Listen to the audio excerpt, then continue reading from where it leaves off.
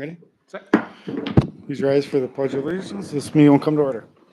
I pledge allegiance to the flag of the United States of America and to the republic for which it stands, one nation, under God, indivisible, with liberty and justice for all. Please call the roll. Benjamin, Here. Baylor, Here. Oldman, Here. Kasdorf, Here. Meyer, Here. Tarks. Here. Mr. Sardina is excused. Is there any questions on the consent agenda? Otherwise, a motion? I'll make a motion to accept the consent agenda. I'll second it. A motion has been made and seconded. Any discussion on the motion? On favor, say aye. Aye. On opposition, say nay. Motion passes. I skipped over desiring to be heard. Is there anyone here that wants to be heard? Please come forward.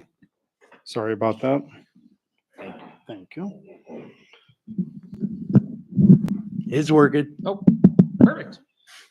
My name is Mike Etzel. Do I have to state my address? No. No, we know where you are. Anyway, I'm here. As you know, within the last year, since back in July of 2024, Butler's had tragedy here over on the south side here, where a young boy by the last name of Briggs was burned over 70% of his body. And recently, April 1st, his brother was killed in a car accident, the student from Hamilton, Sussex. Perhaps some of you are aware of that or not. The Briggs family has been a long-time Butler family. They're actually descendants of Clark House. And I'm here representing an effort to help the family through this hard time. I just want to share with you so you can spread the word. We've got a poster that's going to be spread around. We're going around trying to raise some money. We've got an organized event going on down at the village at the community center on July 13th. But I just want to give this to Ben. And when the time comes, we can put that in an appropriate place where people can maybe find out about it. And there's the forms that we put together and help us spread the word. Anything that you can do to help the effort, to help this family would be greatly appreciated. Yes, sir. Thank you. Thank you, Mike. Is there anyone else desiring to be heard? None. Communications, anything other than the department reports? I have a couple things that will be communicated in the administrative report. Thank you. Committee reports, library board, and Charlene will give that report tonight. Library Board met last Tuesday, May 13th. We went through our usual quarterly technology review, checking use of the computers. We're planning to purchase a new cafe computer. That's our card catalog computer this year. Also, in the biggest piece of news that we have is that we made a decision to make a provisional offer of employment to a new director. I think I let you know that our current director is resigning by the end of the year. We have made a provisional offer of employment to Susanna Schrader from Bayview. A very experienced person with lots of credentials. And as long as all the background checks and reference checks come through okay, we'll have a new director by midsummer. So that was a big deal. That's great. Yeah, that's really good news. That was a pretty fast hire for us. Yeah. We also went into closed session and to discuss the 2026 year of our 5-year wage plan, and the board accepted that wage plan and a report. Thank you. Community Foundation, we met last week. We're still talking about working on tours for the staff and possibly for involving the fire department. Some of the daytime staff over there had expressed an interest to take a tour of the Clark House. They are in the process of cleaning the house and having the windows And they are looking, or the windows are cleaned, and they're looking to do long-term capital improvements such as new windows and a roof. I will have Ben follow up on when and if the board is interested on being included in a possible tour of the house as well. End of that report. Report of the administrator. Thank you. I have a couple different things for you. The road project is ongoing. Currently, they are doing the utility work. They did happen to strike a gas main on 125 last week. I pride our fire department, our police department, and Aaron here with their response on evacuating the affected properties and handling that situation very well. Besides that, it's been going very, very smoothly. We should be doing a couple more weeks of utilities and then going on to the road improvement section of it. We do have Caitlin here. She is one of our interns that are started yesterday with the village. The other one is Victoria Hernandez. They will both be here on and off throughout the week, about 30 hours total. Hopefully, we're going to be able to get them up to 40 hours total by the end of the summer. They're going to be doing anything from helping out the municipal court to dealing with code complaints, ordinance rewrites, anything like that. So far, they've been doing a really great job, very eager to learn. Both graduated from their respective colleges last week. So very, very happy to have them on. The park project happening at the lower park got moved up to May instead of June. We were let know of that progress late last week. So we are going to be expecting that work to be ongoing there. We do expect the Quick Trip railroad crossing to be fixed within the next 30 days. They did communicate that to us recently. So we will let everybody know when we have a final day of when that's going to get fixed finally. We do have 4 parties that are interested in our RFP. One that did submit today all the necessary documents. We also I did register the village as being opposed to an American Transmission Company project, kind of nuance that popped up recently. A property owner on Silver Spring Road did not want a pole to go into their yard, so they were forced by the PSC to research possibly bringing it over onto the village's property. In our right of way. The thing is where they want to put the pole is very close to our water mains, our sewer laterals, and our water reservoir. And I have a lot of concerns with if they're going to be doing that so close to the water reservoir. Are they going to damage it? Are they going to possibly impact one of our utilities? Are we going to have to move utilities? What that's going to look like. So I did register the village as being opposed to moving that based off of the fact that we're an entire community and our water system is based there. Versus the needs and wants of one property owner.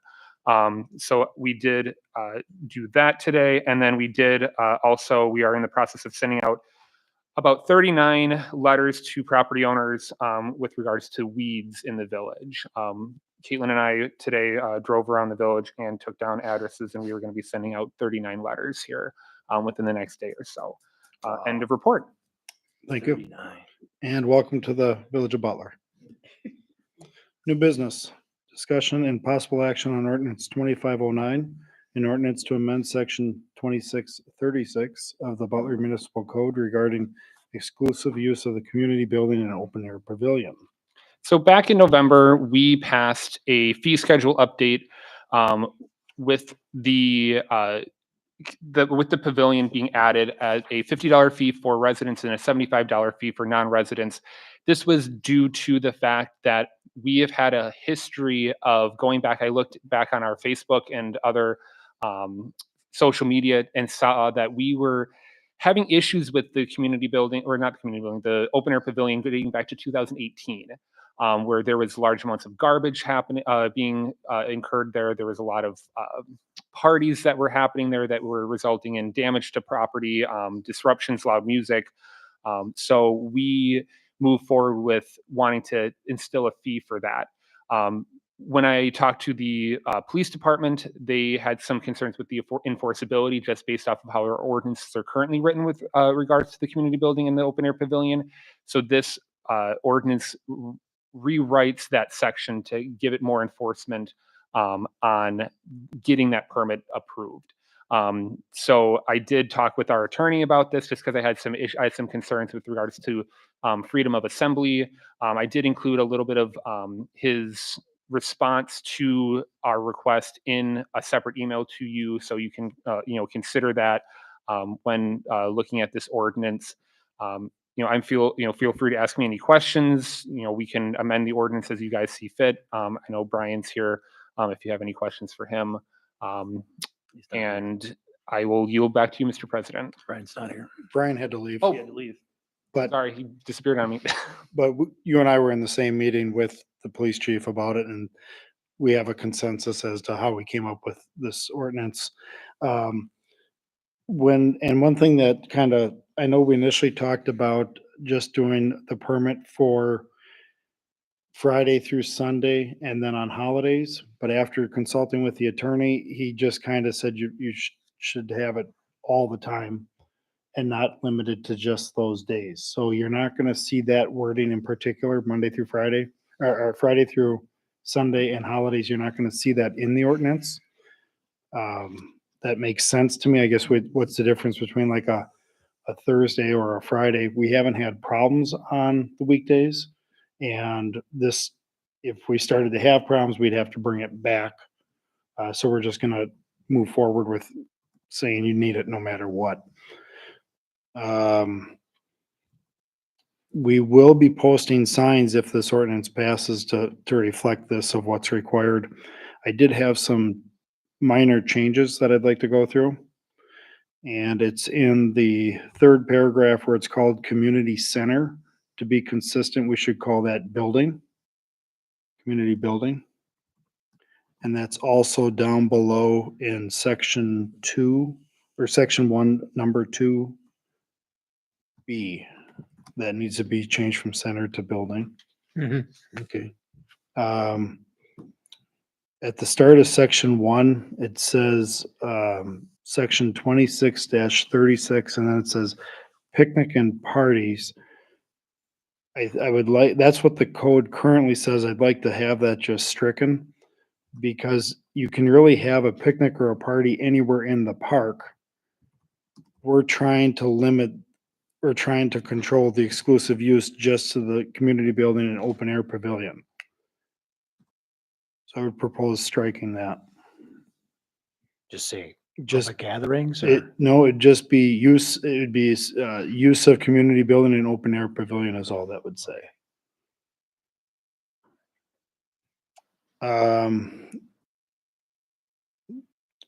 Keeping up with me? Mhm. Okay. Under number 2, on the third line down, it says that the fee schedule is established by the Parks and Rec Committee. We need to change that to village board. Because the village board sets the fee. Yep. And there is not technically a Parks and Rec Committee anymore. Okay. And we did check what the community events wording is, and it doesn't say anything about fee, so that would be consistent with that. And there's some language in there about under Part A, a 50-foot radius. And the reason we're doing that is because a large group would probably meet within 50 feet of that open air pavilion. So if what we're saying is that if you are within 50 feet of that, you would be considered having to comply with the ordinance 2509. And then the last thing I had was on the final section, letter D, under permit application. It says anyone seeking to gain exclusive use of the community building, it should be and open air pavilion needs to be added in. Or and or. Yeah. Because the permit is what we're doing here is the permit relates just to these two things. The rest of it's gonna stay the same way then, as it's written? Everything else would be the same. We would add in just open air pavilion All right. And or. and or. And then that's all I had on that. The letter from the attorney mentioned just to consider the alcohol use and all that. Is that a- To consider alcohol use, if I remember properly, he was concerned about potential issues with, if you have a religious gathering of 25 people that are not consuming alcohol, um, requiring a permit versus 5 people that are there that want exclusive use and they're consuming alcohol and they're become belligerent. He didn't research kind of the legal standing that there could be. He argued that there might be an argument that it's arbitrary to say that 25 people versus 5. No, I understand that, and I understood that wording. I was just curious. So on the community building, it addresses if there is or is not going to be alcohol use. Is that question or those categories still going to be on the one for the open air then? I believe. Because then at least you have a heads up with, Give me- if you I'm give me fine with it as one written. I'm not saying it should include that, but in the permit process for the community building, that's on there. I think we asked, will you be serving? I think the question is, are you serving alcohol? Or are you charging for alcohol? I think is Give me one. I'm sorry. Give me 1 second. I just have to Oh, check. yeah, I the gotta get the permit. right website then, right? Get there fastest. Okay, so currently the permit does not have that question on it for alcohol on the permit application for the pavilion, the draft that we have. What does the park have if you're just gonna The go park with your allows open family carry. and do we allow open? Right now the ordinance allows for open carry at the upper park. Well, no, open drinking, not open carry. Open Well, carry. that's the wording in the ordinance is open carrying of alcohol. Yeah. That's the word, open carry of alcohol. Your group charging, okay. So if we already allow it, I don't know, how do we Well, charge one person and not a so small it group? does address it. Just because they use They're the, Serving fermented beverage. So right now, how the ordinance is written, it doesn't mention anything with regards to alcohol. The attorney was mentioning if we wanted to, if they're gonna have alcohol, no matter what size, they would need to have a permit. But if we already allow it, I see kind of where you're saying. right, it if might we be allow, a if we little allow bit of a it conflict. for outside of that open air pavilion, but we don't, if you rent it without a permit, how does, what does that do to us? Yeah, how do you control it? Correct. And that's kind of why I didn't include it in the original. That's just something that he made a mention of. And that's the only reason I'm bringing it up. Mhm. He meant, the So attorney great. mentioned it, and Yep. that's all. So we would just I'm good with it as. leave it as it, like, there shouldn't be, because we already allow it, right? Yeah, it was just something that he wanted you guys to consider when looking at it. If it becomes necessary, we can look at it later. Yes, sir. So do I have the ability to go online and rent the pavilion? So we would have the permit application online, and you would have to follow the same process and procedures as the community building. So turning it into us either by email or mail in person, and then paying the fee. So what if I decide at last minute that we want to have a party at the pavilion? And it's a Friday and it's after the hours, but we want to do it on a Sunday. How do I get that to you? You can't. You can. I can take that because we talked about enforcement with the police chief. And so there are ways, if somebody wanted, if you on Sunday decided you wanted the park pavilion on a Friday, you could go to the website, you can pay on point and pay. You could put the check in the Dropbox, Mhm. or if the police department has to come and they see you gathering, they have the ability to accept the payment and give a receipt. They do that now on traffic stops if, for say, someone has a warrant and can pay. So that would not be anything unusual for them to do that. So there are ways. Our goal here is not to have, like sit there and babysit the park. The goal really is to have something in place for if two groups show up, which will happen someday, and they both want the pavilion. This would let the person with the permit get the pavilion. How do we communicate that to somebody? Are we gonna post something like they would do at like Brown Deer Park if I wanted to rent a picnic pavilion? It would say reserved and it would have my name and stuff on there. Yeah, we had discussed a couple different ways of doing it, whether it be kind of like the Milwaukee County Park system where there would be like a little post, a post, and you'd put that in there. Or we would kind of like right now they come and pick up the community building key. We could have them, come and pick up an actual physical, possibly a physical permit that we would give them, that they would keep on their person during the rental. So, we have a couple different ideas for that. And does the rental of the pavilion entitle me to the use of the electric at the pavilion? No, How do I get that? can't, because the outlet is turned off at the box. But if I rented the community building, I would be able to use all the electric inside. Sure. What we had last year was, there was a group of people that kept showing up with the, electric smokers. And they would sit there and they would actually climb up on the picnic tables and plug their, grills into the outlets up in the rafters. So we have turned off those breakers, or turned off that outlet, so you can no longer have that. So what's gonna happen when that group comes back this year and takes the picnic tables, and puts them over by the park instead of under the pavilion? What are we gonna do about that? Cause that happened last year. What, I mean, they took, so what's, I So don't they understand. they took picnic tables, instead of being able to have it under the pavilion, they took 12, maybe 8 picnic tables and put them back by the volleyball court. Yeah, that you could still have a party at the park. This doesn't prevent that. This is just saying, But that eliminates the ability to have those picnic tables underneath the pavilion. How are we gonna manage that? you're not gonna manage that. Okay. There's no way to do that. We're not gonna babysit picnic tables. Okay.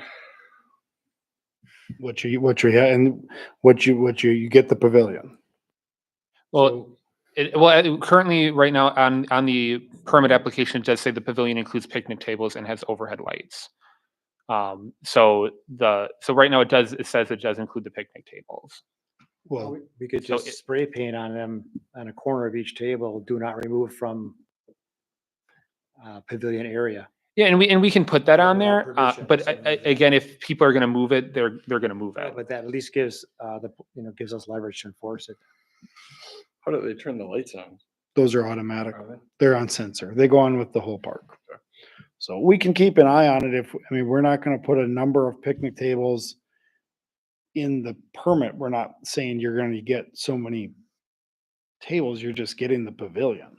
If you wanna go get the tables, you most certainly could. but- So then you're gonna have to take that out of the permit, because he says there's picnic tables in, Yeah, it doesn't have a specific number, Says but they're it in does there. say includes well, I picnic mean, tables. Yeah, but who would want to rent that without the picnic tables? 100%. I mean, one, it's got no power. You couldn't have, music or whatever else. I mean, if you're renting, you're paying money for it. I would think electric. Most other communities that have these open air pavilions that I've been to for family, graduations, there's power there. It comes with your permit, right? The use of the power. So I think we're opening up a lot more problems here by eliminating simple things like electric. And I understand the problem we're having with the electric people, right? So I don't know what the scenario is, if we have to turn those on for when they're there or what that looks like. If people are paying money, they could just pop up a tent and get shade. If we were gonna go camping though, you would have the site of an electric or a non-electric site, right? One costs Correct. more than the other. Absolutely. Right. So is there an additional charge for that? I mean, can we, if we're trying to manage the pavilion and not the tables, can we charge, if you're gonna use it in all day, is it $30 more to use the electric? 10? I don't know what the charge would be. But is that an option? Because it looks like we're trying to control that a little. But if somebody shows up and to the point of music or to the point of having something Nesco's to keep stuff Yeah, hot. right. It's kind of basic. Any park I've ever rented, outdoor pavilions, even like at Foxbrook or whatever, the electric's on. It's just an assumption you're gonna have electricity there. I would think so. Well, we'd have to have electrician move the outlet down. It's possible if we wanna, I mean, I think we're trying to control the pavilion as the main goal because it's got pretty crazy to back down there last year, so. Yeah, understood that we're doing this because of previous problems, so we're not trying to ignore that. My thought would be, we could just kind of figure out the electric as we go. But the pitted tables, I think we can address that by, whatever, have a certain amount of tables that we deem are appropriate for their, label those as for the pavilion only. So that if people move them, then we have the leverage to say you gotta move them back or you can't move them. And how many times did it happen last year where they were moved away? Was it once or was it numerous times? I mean, Okay. probably not a ton of times. So that might be enough But in it's, itself. but it happened once, right? I mean, Sure, it's yeah. something just to be aware of. I mean, even if we're not gonna do electric, we should put that pretty obvious and bold somewhere on that application. Because I believe that people are gonna assume that there's some place just to plug in. Well, you'd think they'd come and look at it. I mean, they've had multiple parties if they gotta bring Yeah, a I mean- generator, but I'm not gonna have the police department policing picnic tables. So Yeah, that, I mean, that wasn't what I was talking about. I I wasn't talking understand. about the picnic tables. And I'm fine with not having electric, but we just need, I don't want to create more Communicate. problems for the administration in back when they get there and they're like, what do you mean there's no power? Right? And then that blows it up. I'm just Yeah, trying to eliminate that. We can put a disclaimer on there, The or benches or whatever, right? or if the village board wants to, we can also assess, again, an additional fee for selecting, okay, we Or want just look at electrical. it. If we don't do it, it's fine too, but I just Yeah. think we need to make it known that it's Yeah, not we can there. put it on That's the, all. on the That's all. application, like Have it or very don't. clearly on Yep. there that as a disclaimer. Just so they can't come back to you guys with irritation. Like I planned this party and I just assumed, and it falls on them because they assume, right? Don't get me wrong, but that's just the nature of humans, right? Yeah, and So- and again, just for our personal experience, people are usually pretty good at asking questions. They ask questions all the time with the community Yeah. building and stuff. Yeah. So Is there an option with the application for the pavilion to use the concession stand? it is not included right now.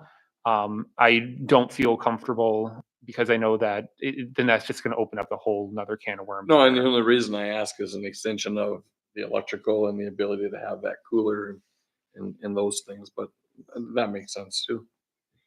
The ordinance before us, so the pitted tables and electric are sort of They're kind of on the side. So Correct. the ordinance before us, I think is great. And moving forward, I think you guys can, and all of us can come up with solutions to the other problems with electric and pitted tables. But as far as this goes, this looks good. I think. I agree. Great. I Has would, anyone reserved the pavilion that was have there been deposits or payments for them? There, right now, because the way that the ordinance is written right now is anybody who wants to have exclusive access can, if they make a written request. So, there has been 2 so far. And they have turned out, so the ones that have occurred have been great so far, left it in good shape. So, and I would say after we turned the electric off last year, the only guy that complained was the guy with the smokers. So that was, we most certainly can monitor it. and we've gotten more requests. I think that we got another 2 today about the pavilion, for renting that out. So people are very interested in renting that out. Good. I'll make a motion then to approve ordinance 2509 with the president's corrections. I'll second that motion. A motion has been made and seconded. Any discussion on the motion? All in favor, say aye. Aye. On opposition, say nay. Motion passes. Item B, discussion and possible action on ordinance 25-10, an ordinance to amend section 2-145 and 2-146 of the municipal code regarding the deputy clerk and treasurer positions. Yes, this ordinance is just a cleanup ordinance. Right now, the the assistant administrator position is not detailed in the ordinance, and the treasurer position is. This is basically, on one hand, to transfer the treasurer responsibilities outlined in state statute to the assistant administrator, put his position into the code as being an official position in the village, and then cleaning up a little bit of the deputy clerk language there for how they're appointed, and we don't require bonding in the village anymore. We have insurance that covers that, and that's allowed under state statute. Either you have to have bonding or you have to have insurance, and we go with the insurance. And then with the section 2-145, that table that you see, some of the corrections on there, technically what the village should be doing for the treasurer position and positions like the police chief and the clerk and the administrator and whatnot, those are all considered to be officer positions in state statute, and they have to be appointed using the methods that I outlined in the whereases.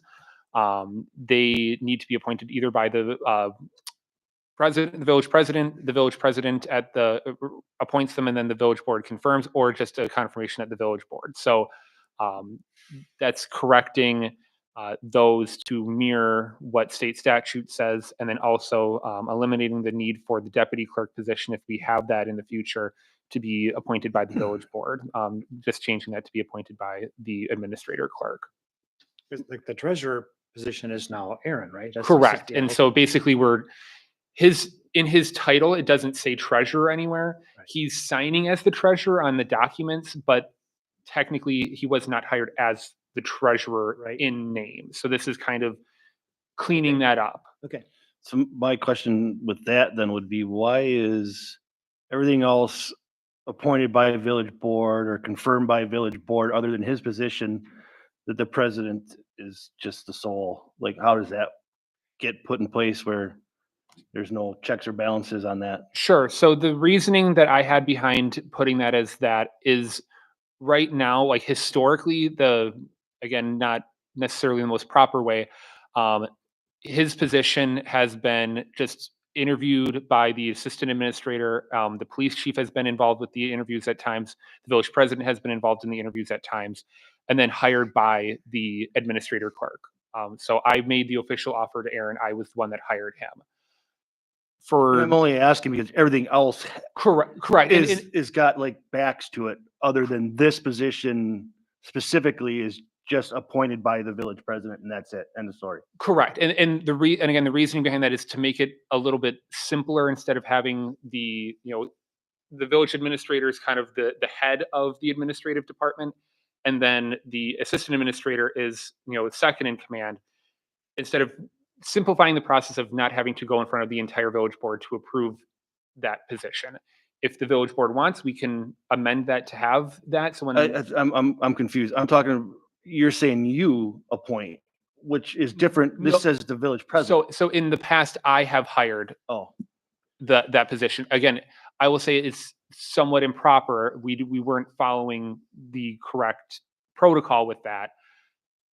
And that's where I'm trying to simplify it, where trying to get it as close to, me and the village president, if the village president is involved, and they will be now, if this ordinance passes, interviews the candidates, and we decide together what candidate is the best candidate to hire, and then the village president basically makes that appointment. If the village board wants, we can change it where we bring in the candidates and you guys interview, or I make a recommendation to you, and then you vote on it. That's totally within the realm of possibilities. It almost seems like that position could just stay at we had no involvement with Aaron's hiring. Correct. But like I said, state statute requires that there's an appointment by the village president or the village board. I Or the understand. treasurer. I understand. So what you're Okay. saying is you would still basically do things as in the past, but you'd run everything by the village president That for makes it for a a stamp lot- of approval. clearer to me. Yeah, I'm sorry. I probably didn't do a great job of that explaining that. I mean, it was, which I thought that's how it So went. that does but- actually add another level of accountability to it then.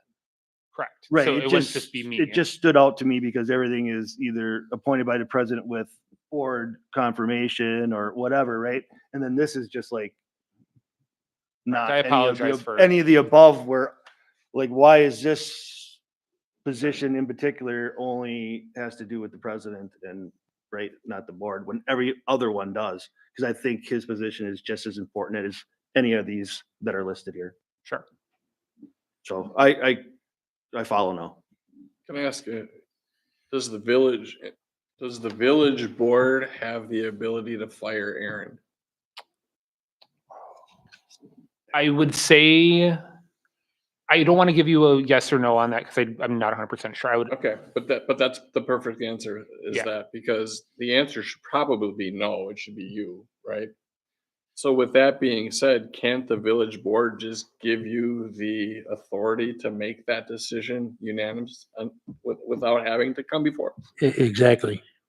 It seems like if you works for you and you kind of work for us, and we say it's okay for you to hire him, shouldn't it be? I mean, it just seems like that to me just seems the easiest and cleanest way is to say, Ben, you have the authority to hire those people that are subordinate to you.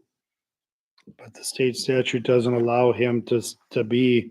Well, we could do it with the village, a board approval, Approval, If that's we all, yeah. give him confirmation. that ability, then he's got that approval without having to come before us to ask for it. But But you if can he always- said it, the state statute says there needs to be this flow of authority. yeah, and again, I'm not an attorney, so I don't know if it would be legal to have that in there as a delegation. Like I said, I don't want to make that change without consulting the attorney on that. I think it's a healthy accountability and it's not too klutzy. Because you're just dealing with the president. Yeah, For the whole board. he's and so on. making the secondary Yeah, as what a board would with, I mean, he's working with you on it, so. And that's the way it's been I mean, in the past, we would just let the administrator do that, so it adds in a layer. Right. Yeah, it should be fine. Okay, is any more questions on that, or do we have a motion? I'll make a motion to approve ordinance 2510. I'll second it. Motion has been made and seconded. Any discussion on the motion? All in favor, say aye. Aye. All in opposition, say nay. Motion passes. New business item C, resolution 25-13, a resolution to alter parking restrictions on the east side of North 125th Street between the Stark Street and the northern property line of parcel number BV 0144265. Yes, so as you know, last meeting, we passed the ordinance to kind of restructure our parking rules. I did not bring this in front of you at that point because I kind of wanted to get that all settled out before moving forward with this request. The letter that I received is included with the packet. She was asking in the letter to have basically allow parking at all times there. I communicated with her back and forth stating that it is a trucking road and we just had concerns that if we had during the day parking on both sides of the street, if there would be issues with trucks getting through there safely without, damaging a car, taking out a mirror. She said that that's totally fine.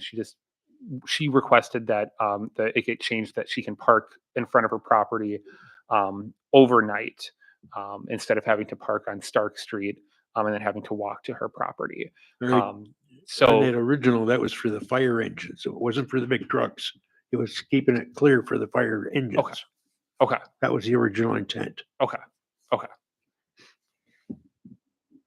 So that's so fire engines, trucks again, whatever it may be, just trying to keep that clear at that point. So she's just requesting that again, if we have concerns about the fire engines at night going down that street, you can deny the request. But it's opposite parking. You It's- can't it's park on alternate both side, yeah. sides at night anyways. Yeah, correct. Regardless. So the night problem shouldn't be an issue. Right? Because there's alternate. Yeah, it'll be parking at alternate night. sides. So that would. Right, that it would eliminate- mediate For Yeah, fire. eliminates It problem. would make it great for, the fire truck issue wouldn't be one. And then it would be clear during the day too, because it would be Yep. on one side. Because the request is to have it be 8 a.m. to 4 p.m. no parking on that side of the street. Police, did the police have any issues with this? Not when I talked to Chief Zaluski, no. Any other questions? Is there a motion? I'll make a motion to accept resolution 25-13. I'll second that. Motion has been made and seconded. Any discussion on the motion? All in favor, say aye. Aye. On opposition, say nay. Motion passes. Do I have a motion to adjourn? I'll make a motion to adjourn. I'll second it. Motion has been made and seconded to adjourn. Any discussion on it? All in favor, say aye. Aye. On opposition, nay. Say nay. Motion passes. We're adjourned at 6:40 PM. Thank you.